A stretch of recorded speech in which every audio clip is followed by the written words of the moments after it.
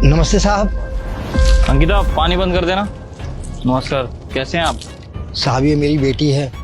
मैं चाहता था ना कि ये मेरी तरह आपके घर में काम करे। वो क्या है ना साहब कि खाली बैठी रहती है घर में, आपके घर में काम करेगी तो 2 पैसे भी कमा लेगी। साहब भले ही आप कम पैसे दे देना, लेकिन आपके घर में काम करेगी तो मेरी नजरों के सामने तो रहेगी ना साहब। अरे लेकिन आप इससे काम क्यों करवाना चाहते हैं? साहब घर में खाली बैठने से तो अच्छा है ना कि काम करके 2 पैसे कमा ले।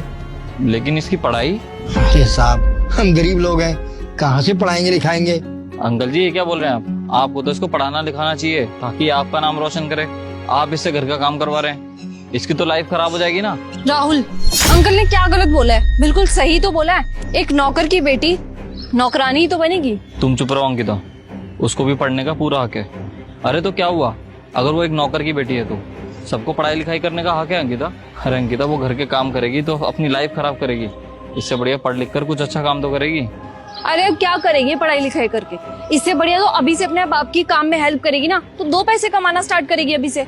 और वैसे भी अंकल के लिए सही हो जाएगा ना, इसकी शादी वादी के लिए पैसे काम आ जाएंगे। तुम रहने दो अंकिता, मैं बात कर रहा हूँ उनसे। अंकल आप इसको पढ़ाइए लिखाइए और इसकी जिंदगी संवारिए। क्यों इसकी जिंदगी खराब कर रहे हैं आप ये घर के काम में लगाकर इसको? लेकिन साहब हम गरीबों की मजबूरी तो होती है ना साहब, कहाँ से लाएंगे इसकी किताबों के खर्चे, स्कूल के खर्चे। अरे जरा ये तो बताइए, क्या आप भी यही चाहते हैं जैसे आपने अपनी जिंदगी गुजारी वैसे आपकी बेटी भी रहे, दूसरों के घर पे काम करके? नहीं ना। अरे राहुल, ये क्या फालतू की बातें करे जा रहे हो तुम इनसे?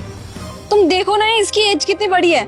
मुझे तो लगता नहीं इसको आ से अनार आ से आम कुछ आता होगा, या ABCD कुछ भी नहीं आता होगा। तुम इसको नर्सरी में बिठा करके अभी पढ़ाई करवाओगे क्या? ये तो साफ साफ ये हुआ ना कि तुम दीवार में सर मार रहे हो। अंकिता पढ़ाई लिखाई की ना कोई उम्र नहीं होती, इंसान कभी भी चाहे तो पढ़ सकता है। बेफालतू की बात कर रही हो। अच्छा तुम ये बताओ, तुम्हें पढ़ाई लिखाई करने का शौक है? तुम पढ़ाई लिखाई कर सकती हो? हाँ साहब, मुझे बहुत ज्यादा शौक है पढ़ाई लिखाई करने का।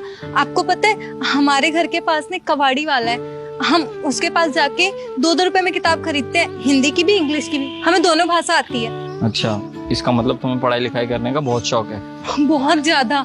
ठीक है तो अंकल जी अब आपको चिंता करने की कोई जरूरत नहीं है। आज से इसकी पढ़ाई लिखाई आप आराम से करवाइए। इतना पैसा कहाँ है हमारे पास साहब। आप उसकी चिंता बिल्कुल मत कीजिए। अरे आपने हमारे घर में इतने साल काम किया है, आपके लिए हम इतना तो कर ही सकते हैं ना। आपकी बेटी को हम पढ़ाएंगे लिखाएंगे। राहुल, हमारे वैसे ही खर्चे कम है क्या जो तुम इसको और अपने सर पे बिठा रहे हो? जिसकी जैसी औकात होती है ना उसको वैसा ही काम सही लगता है। नौकर है वो, उसको नौकर वाले ही काम करने दो। आज तुम इसको हाथ पकड़ा रहे हो ना, कल इस सर पे चढ़ के नाचेंगे। ये लोग गरीब हैं और मुझे पता है इनकी क्या औकात होती है। अंकिता तुम ही सोचो ना, अगर वो पढ़ लिख कर कामयाब इंसान बन गई तो उस पर तो हमें ही गर्व होना चाहिए ना। और अंकिता हमारे लिए कितनी सम्मान की बात होगी कि अगर वो पढ़ लिख कर एक कामयाब इंसान बन जाती है तो। लेकिन साहब आप इसकी पढ़ाई का खर्चा उठाएंगे तो मैं आपके पैसे कहाँ से चुकाऊंगा। अरे अंकल जी आपको पैसे देने की कोई जरूरत नहीं है, और ना हम आपसे पैसे मांग रहे हैं। आपने जितना हमारे घर के लिए किया है ना, उसके लिए तो एक बहुत छोटी सी चीज है।